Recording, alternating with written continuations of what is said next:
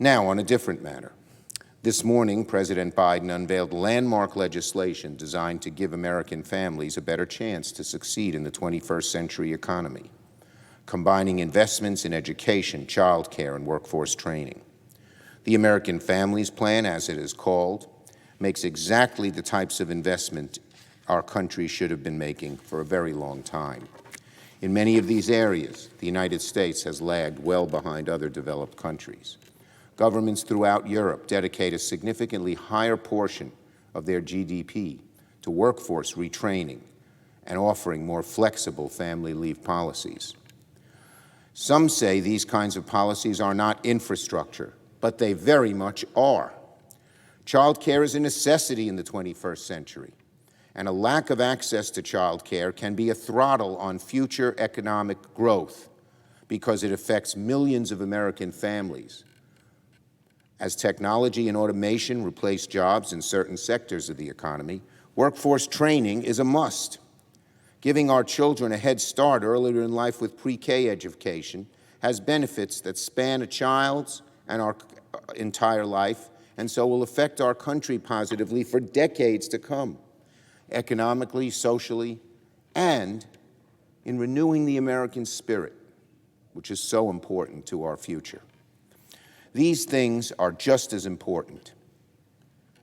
The kinds of policies that deal with human infrastructure are just as important as roads and bridges, which of course are no doubt important in their own right.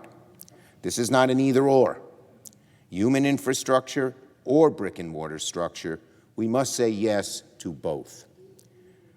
We don't want to choose one versus the other.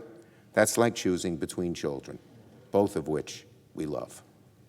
In the modern world, we need both infrastructure that matches a 21st century economy and human infrastructure that allows our workers and families to succeed in it. So I applaud President Biden for putting this plan together. It's just the right approach. And I would add one final comment here. All of our Republican colleagues, every single one, regrettably, chose to oppose the American Rescue Plan, despite the fact that a majority of Republican voters approved of the legislation. There seems to be a huge dichotomy between Republicans in Washington and Republicans in the rest of the country who approve of many of the policies in President Biden's plans. Republicans in the rest of the country approved of the checks and investing in vaccines, and they approve of investing in infrastructure. I suspect many of these policies in the American Families Plan will get high marks as well. Child care is popular, early pre-K is popular, early schoolhood training is popular, free community college is popular.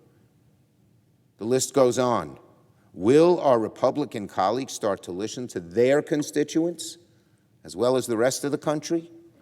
Or are they still the party of Donald Trump, a party that opposes the other side at all costs? That's no good for America. That's no good for bipartisanship. And it's not even good for the Republican Party's future.